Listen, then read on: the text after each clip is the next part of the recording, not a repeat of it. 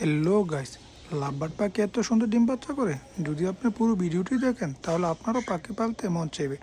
দেখেন, এখানে একজোড়া লাভবার্ড পাখি অনেক সুন্দর করে ঘর বানিয়েছে। তার মধ্যে 5টি ডিমও দিয়েছে, 5টি ডিম থেকে 5টি বেবিও ফুটেছে। দেখেন, খুব সুন্দর কিউট বেবিগুলো নিয়ে ফিমেল পাখিটা বসে আছে।